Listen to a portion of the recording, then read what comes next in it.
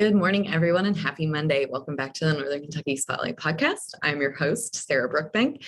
I hope you enjoyed your weekend. It feels like spring has finally sprung, and I'm excited to get out in my garden and prepare for summer flowers instead of just spring flowers. Today, we are joined by Matt Plapp of America's Best Restaurants. Matt is helping restaurant owners succeed in really unique ways, and stay tuned for the rest of the episode because he shares some of those tactics with us during the episode. Thank you to our podcast sponsors, CVG, our title sponsor, C Crew Consulting, our digital sponsor, and our episode sponsors, Hurrian and Harlem Bank. Now I want to talk to you guys about an upcoming chamber event, the Legislative 2022 Recap Breakfast. The Chamber's annual Legislative Recap Breakfast will take place on Thursday, April 28th. This special reception with the Northern Kentucky Legislative Caucus will review the legislative success of the recent Kentucky General Assembly based on the Northern Kentucky Chamber's legislative agenda. You can find more details for that and register at nkychamber.com. Now let's meet our members of the week, hear from our sponsors, and I will meet you guys back here with Matt. CVG Airport is the lowest fare airport in the tri-state region with 54 nonstop flights and direct international service to 7 destinations, including Paris, France, and now home to both DHL's and Amazon's global cargo hubs. The airport is furthering its position as leader in aviation and is deeply committed to being an economic driver for the community. You can learn more and start your next adventure at cvgairport.com. Ranking on Google Search and Maps is easy to understand, but hard to do. It requires constant effort and attention, uploading new photos, responding to Google reviews, writing weekly posts, and checking suggested updates. Google listing optimization takes experience and time, and there are no shortcuts. C Crew gives your Google My Business account the steady, consistent attention it needs to be effective, optimizing, updating, and expanding critical content every single week. From local retail stores to large regional networks, C Crew generates content, establishes benchmarks, and creates dramatic, measurable increases in engagement. So what can C Crew do for your business? More calls, more clicks, more clients. Congratulations to our members of the week. You can learn more about these businesses by following the Northern Kentucky Chamber on social media, where we will highlight one of these businesses each day. Now, let's meet our members of the week. Kentucky Federal, a division of Cincinnati Federal, has been serving the borrowing and deposit needs of the community since 1922. Luxury Travel by Lisa curates luxury vacations that are personalized to create the experience of a lifetime. College Hunks of Florence, Kentucky provides a quick and easy solution to get your residential or commercial junk hauling and moving needs handled. Redwood guides children and adults with severe and multiple disabilities to achieve independence and reach their highest potential with enriching educational, vocational, and therapy services. The Cincinnati Association for the Blind and Visually Impaired offers comprehensive services and job opportunities for people of all ages who are blind or visually impaired. Hi, everyone, and welcome back to the podcast. I am joined by Matt Plapp. He is the owner and CEO of America's Best Restaurants. Matt, thanks for joining us today. Thanks for having me. Yeah, so tell me a little bit about your business, what you do, and how you got started. Yeah, so Northern Kentucky based, born and raised here. I went to Lloyd High School, went to Morehead State University, and live in Union, Kentucky now. So I've been in Northern Kentucky since 1976 when I was brought into the world by my mom and dad. They're also, live in the area as well still. My brother just recently moved to Florida, so from around here. The business started in 2008 when we got out of another business that we were involved with when the economy helped that back in 2008 when everything collapsed. And it all started around digital marketing. My background is in marketing, 1999 out of college. I got a degree from Morehead State, like I mentioned, in radio and television broadcast journalism, and went to work in TV, Channel 5 with George Vogel right out of college. And I think he's still there, actually. And in my time there, I realized that I was meant more for sales and consulting than I was to sit behind a camera and, attempt to do the different techniques behind there. The one thing I was famously got in trouble for every week was I would fall asleep on the teleprompter and it would get going fast. And like people would be like, "No, slow down. What happened?" So went to the sales side of it, went to the consulting side, worked at WGRR, And then also in 99, bought a book on how to create websites from a guy named Glenn Warner, a little company down there by Boone County High School called S&S Computer Solutions. And that got me into the digital world. And we launched our family business back then digitally and learned a lot about SEO and what is now social media, because then it didn't exist. It was chat rooms back in 02, 03, 04, 05. And so when 08 came along, that I decided I wanted to get back into media and consulting, that I wasn't equipped at that age to manage 40 plus employees that were 30 years older than me. Everybody I ever hired, we fired. I got into consulting. I was a one-person operation. That was Driven Media Solutions was the name back then. Technically, it's one of our corporate entities still.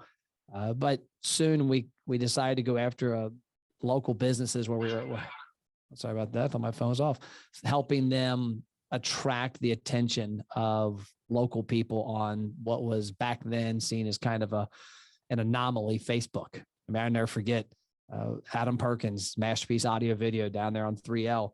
Back in those days, I remember I told him about using Facebook to market his business. And he's like, dude, I trust you because I know your background and I know you know what you're talking about, but I think you're a little unbalanced, that I'm going to sell $30,000 home movie theaters on Facebook. And I guess I was right. And so that evolved where from 08, we basically helped companies learn how to use digital strategies, whether it was Facebook or Twitter or LinkedIn, YouTube.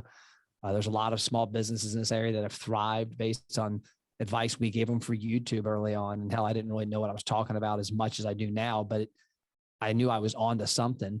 And then 2015, I saw that our business had grown. We had gotten a couple employees. Ashley, who's been with me now for 11 years, had her on board back then. And we were having a lot of success with restaurants, specifically Quaker Steak and Lube Florence, Hofbrauhaus Newport, and working with other ones. And decided to, from 2015 to 17, to shift the company to go away from working with everybody and specifically work in the restaurant space at a national scale. And we did that. So we launched as America's Best Restaurants and was meant to be basically a place for the little guy, the mom and pop restaurant that needs high level marketing advice. There's a term I like to say, you can outspend or you can outsmart. You've got the Chick-fil-A's of the world, the Applebee's of the world, that a local mom and pop restaurant can't outspend them. But if you use what's available to you, you can sure as heck outsmart them. And that's kind of transitioned the company. Now we're between employees and contractors across the country and locally. We're, I guess, somewhere in the neighborhood of 55 people. Our headquarters is here in Northern Kentucky now, right across from the Aquatic Center in Florence on Tanners. We've got a 9,000 square foot office. We call it Deep Workspace. It's based off of a book, Deep Work by Cal Newport. I don't know if you've read it or not, but it's about, ironically, getting yourself out of all those things that distract you, like email and Facebook and Instagram. And we built the office here. It's got a shared workspace component to it, as well as a media marketing company, and then the headquarters for our company. Yeah, that is awesome. You guys are doing a lot. And one of the things that I think is really funny is that you are typically on the other end of this. You are typically interviewing people because of your podcast and all the video work you do. So you are traveling around the country and meeting all of these restaurants and helping promote them. You said you had kind of made that pivot a couple of years ago. What made you decide to focus on restaurants? So my background has always been in data collection. I've been a fan since when I was in radio. Like when I started my agency back in 2008, I used my database I built in 1999 of businesses that know, like and trust Matt Plapp. And so I've always been a person that's held on to data. When I meet somebody, I find out their birthday, their spouse's name, their email, their address, their phone number. And back in 99, it was faxes. I had an automated system with ACT where I could fax 100 people really quick. And so I always valued that. And so when we started to make this transition, like our company in the early days, Jeff Weiler Automotive, I was the person that got Mr. Weiler himself on Facebook. I managed his personal account. I was Jeff Weiler. Because I saw the value of it back then. But when it got to 2015, we got to a point where we had about 30 different industries that we were working with. And the problem was nothing transferred. I couldn't go to Mr. Weiler and say, hey, man, this worked awesome to get people's attention on Facebook and Google and YouTube, and then go over to Steve Kane's All Vacuum Center in Buttermilk and say, hey, this worked here. And then go to Hofbrauhaus and tell Nick Ellison and Jay Lang and Eric Haas, hey, this helped. none of it transferred. But what happened when we started working with more restaurants, we had Hofbrauhaus, Pittsburgh, Columbus, Cleveland, Newport, and then 3 Quaker Steaks. Everything transferred. Like I could literally, the exact tactics that worked here. And then I started to examine it and said, okay, well, let's look at the businesses. We're really good at getting consumers to take actions online and in store. Mm-hmm. And we're good at getting that action to lead to them saying how often they come to the business, their phone number, their name, their email, their birthday, all that. Who needs that data more than anybody? And it was the restaurants, because, I can eat at Grandma's Pizza every week. I can eat at Strong's Brick Oven every week. I can eat at Buffalo Bob's every week. I don't buy a car every week. Well, I do have a car problem, so I'll say I buy cars more often than most people, but most consumers don't buy a sofa every week. They don't buy a car. So the data is not as important. And a lot of businesses, our whole acronym behind our business is ABR, attract, build, retain. How do we help small businesses attract attention today? How do we help them build relationships and databases off of that attention? Then how do we help them retain those customers so they come back over and over? When I looked at what businesses that we knew a lot about that could use data over and over, it was restaurants, because the average consumer eats at multiple restaurants a week, sometimes multiple a day. And if you use the data correctly and you create the right relationships, which unfortunately most of them don't, then you can have that person coming back over and over and over. So you spend money and effort one time to get their attention on the front end, and then you leverage that 100 times the next 12 months to get them to come back. Yeah. And you have a lot of tactics that you share with others. Obviously, part of your services, you train these businesses, you do consulting calls with them. What are some of the things, if we do have listeners right now who are restaurant owners, what are some of those key tactics? And you've mentioned a few of them that you share with those business owners. Yeah. So the number one thing that's out there right now, and go ahead and address this, is that restaurants are having a hard time hiring people. Mm-hmm. A lot of businesses are. Businesses that are using today's marketing tactics aren't having a hard time hiring people. And I can tell you for a fact, we've got many restaurant clients that have people lining up to work their restaurants. You might ask why? Well, it's because they've put online a place that people want to be involved with. A lot of restaurants, if you go to their Facebook, their website, Google, whatever you find them, it just looks like a business. They are open these hours. They serve this food. It's a transaction. Mm-hmm. Other restaurants, you go to their Facebook and it's the owner holding his podcast. It's Fatty Nation. Every Friday we're talking. And the next day before that, it's the Tim Miller deal. Tim's one of our employees. He's got 5 kids. This is they bring personality into it. They're doing live videos from the kitchen.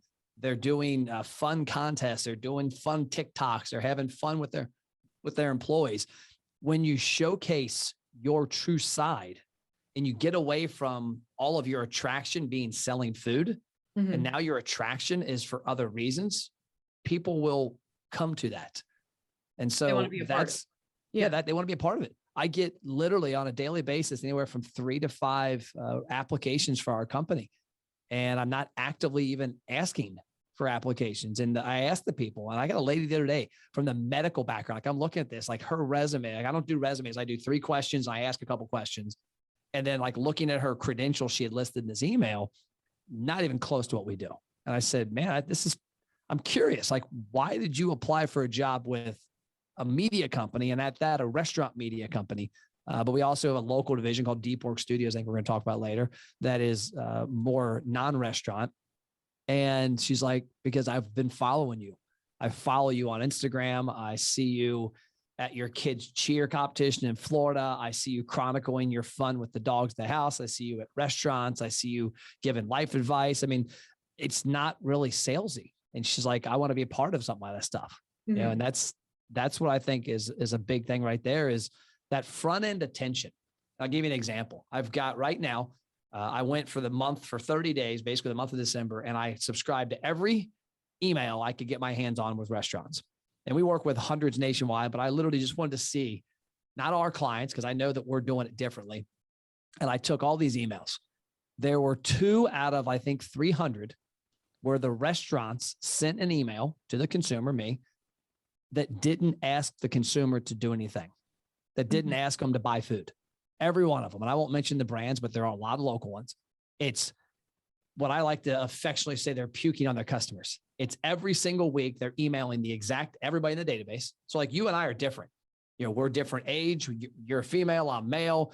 I don't know your situation, but I've got married with 2 kids. I mean, how we buy stuff is much different. Yeah. But restaurants are sending the exact message to everybody in their database, which is problem number 1 for me. And then number 2, every email they send 52 weeks in a year is why to come eat food at that restaurant. Well, just use Graders as an example. I'm not on their list, so I don't get their marketing, but Graders, I don't need to see anything but the word Graders. And I'm like, oh, Graders sounds good tonight. Like, how could you not Thinking want about Graders? that cinnamon ice cream they only have 2 months out of the year, Yeah. I mean, so, Dixie Chili. I grew up in Erlanger. I'm a Lloyd High School kid. I grew up getting kicked out of Dixie Chili every week and ate there a billion times. Like right now, just saying the word Dixie Chili, I'm like, I think I need Dixie Chili for lunch. So I don't need to see a 3-way or Coney's, or I don't need some lame email. And what happens is businesses use their front end marketing only to sell. That's everything. If I want you to, as a test for yourself, I want you to put yourself through this test. And every time you open your phone, your email, your social, turn on your TV, turn your radio, I promise you 99.9% of the messages coming at you from businesses are why to buy. Yeah. And the sad part is majority of their customers aren't in the market to buy right now. And so they eventually tune out the messaging and their messaging goes on deaf ears, which is why email open rates go from 50% to 10% when somebody decides, hey, I'm going to start doing email, which is crazy. People every day now are still like realizing, oh, email works, texting works, Facebook works, Instagram works. Well, it doesn't work when you don't use the front end correctly. Yeah. And that's a key element. Facebook's a good example. I was on a restaurant brand's Facebook page the other day, 1.6 million followers. They had a post with 69 likes. Wow. Now, if you got 1.6 million people that at some point took an effort to follow you and 69 people liked this post, that just means that Facebook's algorithm realizes that you're very poor at using the medium and they're not showing it to anybody. And that's because everybody, all they want to do is sell on the front end. And I'm the complete opposite. I want all of our clients, if you're going to put out 100 sales messages in the next 12 months for your restaurant, 90 of them shouldn't be about selling food. It should be about telling a story and becoming attractive to people in different ways. They'll figure out that you sell barbecue. Yeah. And if someone wants to get in touch with you to talk to you about how they can implement these strategies and learn more about them from you, how should they get in contact with you? Just call me, 859-743-2408. I get a lot of calls and texts and people think I'm crazy when I do it because I'm probably a guest on 5 to 6 podcasts a week. And I put that out nationwide. It's my cell phone. You can Google it. You'll find it. It goes right to me. It rings at inadvertent times like earlier. I just went ahead and turned my phone off. I thought I had this hack where I put it on airplane mode, but I forgot I had the Wi-Fi. And so it rings Wi-Fi calling. That'll get you every time. But no, give me a call. I'm an open book. I love talking to people, especially people that are willing to think bigger. And we had a casino in here yesterday in our office, and we've got with our brand, you can't really see it, but it says Deep Work Studios behind me. One of our local initiatives we're launching this year that we've never done before is that we're going to help a handful of companies in Northern Kentucky area market differently, be a little different. Like I've got Max who follows me behind the scenes. He films me. There's some good stuff. There's some bad stuff he gets, but he follows it and puts it out there. And we take a behind the scenes piece of content every week, and we take a podcast piece of content and we chop it up and do some really unique things with it. And that's one of the things we decided to do this year with Deep Work Studios was I kept having small businesses like my banker, my insurance guy, friend of mine in real estate. Man, how did you guys grow the company? What I knew it was 5 years ago, you and Ashley, to now what I know it is, a nationwide company. How did you do it? And I'm like, I did it with video. I did it telling my story. And I did it. If you go and look at most of my content, there's very few times, and we're going to change it a little, but there's very few times where I actually say, hey, here's how to do business with us. It's more informative. And I was just at an event down in Florida for a guy named Grant Cardone. And he said, hey, a lot of you guys that have audiences and people you're giving tips, he's like, you're failing them. The fact that at the end of that tip, you don't give them a chance to figure out how to call you to get more advice. Because a lot of us put a tip out there and somebody might hear it and go, oh my gosh, that's unbelievable. How do I reach out to this person? And then you don't tell them. And so one thing we've started to do is put in a lot of my content at the very end. Hey, if you got questions, mattplapp.com, reach out to us, have a conversation, or you can stop by the office. I had somebody the other day stopped by the office here randomly and talked to one of our employees. Yeah. And before I let you go, you guys have your headquarters in Florence, the Deep Work Studios. You guys do a lot of stuff out of there. It seems like a really cool space. So before I let you go, can you tell us a little bit about that? Yeah. So we always were remote. We were remote before remote was cool. My employees to this day, there's only a couple of them that are required to come to the office. But what I found about 3 years ago, we had my office in Northern Kentucky, and we had a couple of shared workspace. Then we went to downtown to Union Hall, and then we ended up renting a business location in over the Rhine, and it got just too inconvenient. Number one, I'm a Kentucky boy. I like being over here. And it just got too inconvenient with all the headaches. And I was looking around for a location and found this. It was a business. It was Compass Engineering for about 20 or 25 years, right across from the Aquatic Center, the Florence City building. You can see us from the expressway right across the street from Florence Yaw Water Tower and Quaker State. Yeah. And when I looked at the space, it was boxy. I mean, it was literally like you walked in, I felt like I was at a dentist's office, and then there was all these high permanent cubes everywhere. So we came in and just, hired Radius Construction, a local company, to come in and help us and do some demolition and remodeling, and turned the upstairs into a pretty wide open space. I'm sitting in the podcast studio. I can look out the window, see our front door. When people walk in, we've got a 50-person event space in the lower level that a couple BNI chapters meet at. Aaron Moore from eXp Realty had an investors event here the other day with real estate investors. So we've got event space down there. We're putting in a weight room. We have a ping pong room. And then we, of course, have coffee and Wi-Fi. So I'm trying to create something that people can come to, because now co-working is cool and people are doing it more often. And instead of hanging out in a Panera, come by here, get a cup of coffee, and, maybe meet with some like-minded people and get some work done. Yeah. Well, that sounds awesome. I hope that our podcast listeners reach out to you if they're restaurant owners and need some tips, or if they're looking for a really cool co-working space. I heard it also has an icy machine. So sign me up. But Matt, thank you so much for joining me today. And I hope this has been really wonderful for our podcast listeners. Cool. I appreciate having me on. Thank you for the opportunity. Hi, I'm Shannon Schumacher, Account Executive, Kentucky Market Leader. At Haran, we champion bold innovation to help employers and individuals thrive. As an industry thought leader, we explore new horizons in healthcare, benefits, employee engagement, and wellness. We work harder to deliver all the strategic benefits, planning, and execution you expect from a true partner. And we do it with laser focus on your short and long-term outcomes to help manage your benefits while improving your employee experience.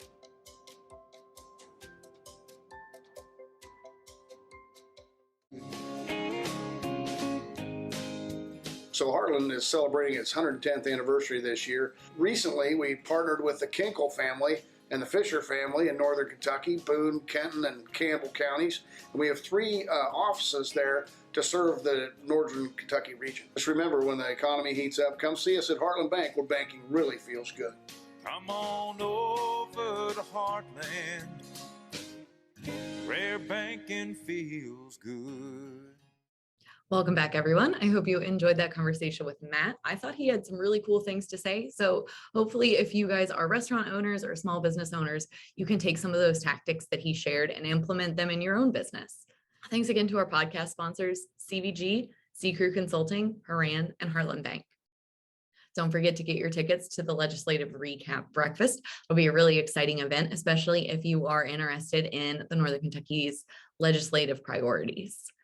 Finally, if you're a member who would like to be featured on the podcast, or if you're interested in becoming a member of the Northern Kentucky Chamber of Commerce, reach out to Lynn Ablin. You can find her contact information in our staff directory at nkychamber.com. Thanks for joining me, guys, and I will see you next week.